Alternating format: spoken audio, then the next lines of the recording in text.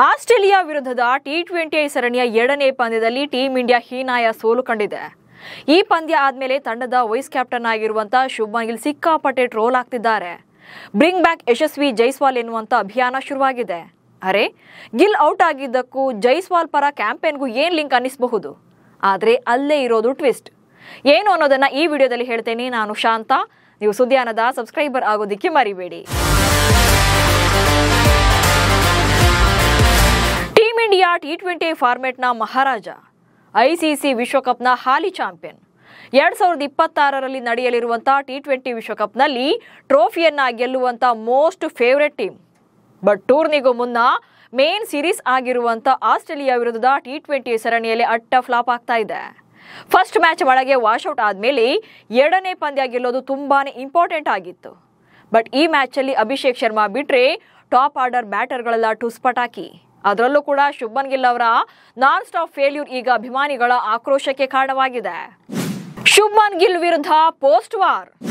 Australia ವಿರುದ್ಧದ 2ನೇ ಪಂದ್ಯದಲ್ಲಿ 10 ಬಾಲ್ಗಳನ್ನ ಫೇಸ್ ಮಾಡಿದಂತ ಶುಭ್ಮನ್ ಗಿಲ್ 5 ರನ್ ಗಳಿಸಿ ಔಟ್ ಆದ್ರು. ಅಷ್ಟೆಲ್ಲ ಇದಕ್ಕೂ ಹಿಂದಿನ ಪಂದ್ಯಗಳಲ್ಲೂ ಕೂಡ ಹೇಳಿಕೊಳ್ಳುವಂತ ಇನ್ನಿಂಗ್ಸ್ ಬಂದಿರಲಿಲ್ಲ. ಅದೆಲ್ಲಕ್ಕಿಂತ ಹೆಚ್ಚಾಗಿ ವೈಟ್ ಬಾಲ್ ಫಾರ್ಮೆಟ್ ನಲ್ಲಿ ಫೇಲ್ಯೂರ್ ಆಗ್ತಾನೆ ಇದ್ದಾರೆ.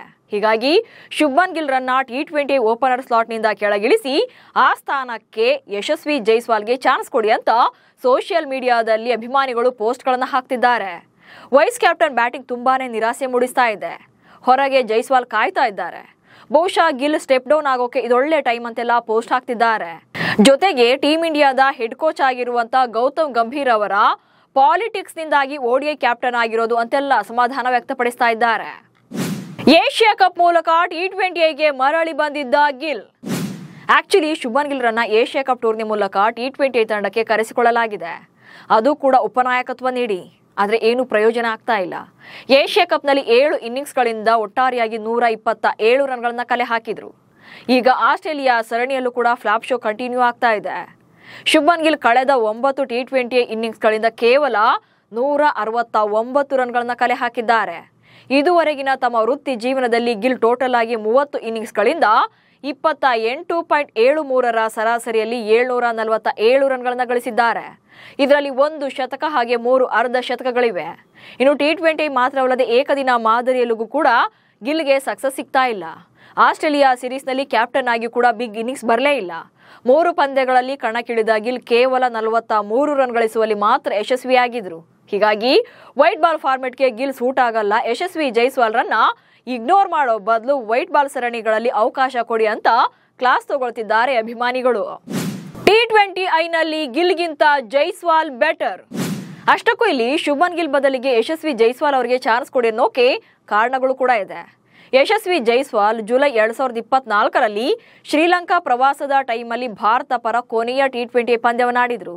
ಜೈಸ್ವಾಲ್ ಟಿ20ಗಳಲ್ಲಿ ಅದ್ಭುತ ದಾಖಲೆಗಳನ್ನು ಕೂಡ ಹೊಂದಿದ್ದಾರೆ. 22 ಇನ್ನಿಂಗ್ಸ್ಗಳಲ್ಲಿ ಬ್ಯಾಟ್ ಬೀಸಿರುವಂತ ಜೈಸ್ವಾಲ್ 36.15ರ ಸರಾಸರಿಯಲ್ಲಿ 723 ರನ್ಗಳನ್ನ ಕಲೆ ಹಾಕಿದ್ದಾರೆ. ಇದರಲ್ಲಿ 1 ಶತಕ ಹಾಗೆ 5 ಅರ್ಧ ಶತಕಗಳಿವೆ.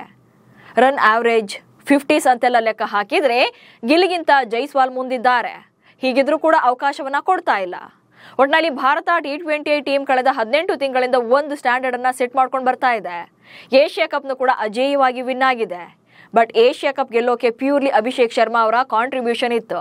ಬಟ್ ಓಪನರ್ ಆಗಿ ಗಿಲ್ ಅವರು ಸರಿಯಾದ ಸಾಥ್ ಕೊಡ್ತಾ ಇಲ್ಲ. ಸೊ ಇನ್ನಾದ್ರೂ ಶುಭ್ಮನ್ ಗಿಲ್ ಅಲರ್ಟ್ ಆಗದೇ ಇದ್ರೆ ಅಥವಾ ಮುಂದಿನ ಪಂದ್ಯಗಳಲ್ಲಿ ಕಮ್ ಬ್ಯಾಕ್ ಮಾಡೋಕೆ ಸಾಧ್ಯವಾಗದೇ ಇದ್ರೆ ಚುಟುಕು ಫಾರ್ಮೆಟ್ ಇಂದ ಗೇಟ್ ಪಾಸ್ ನೀಡಿದ್ರು ಕೂಡ ಅಚ್ಚರಿ ಇಲ್ಲ. ನಿಮಗೂ ಕೂಡ ಶುಭ್ಮನ್ ಗಿಲ್ ರನ್ನ ಟಿ20 ತಂಡದಿಂದ ಡ್ರಾಪ್ ಮಾಡಿ ಯಶಸ್ವಿ ಜೈಸ್ವಾಲ್ ಅವರಿಗೆ ಚಾನ್ಸ್ ಕೊಡಬೇಕು ಅನ್ಸಿದ್ರೆ ಕಮೆಂಟ್ಸ್ ಮೂಲಕ ತಿಳಿಸಿ. ಹಾಗೆ ಸುದ್ದಿಯನ್ನ ಫಾಲೋ ಮಾಡಿ. ನಮಸ್ಕಾರ.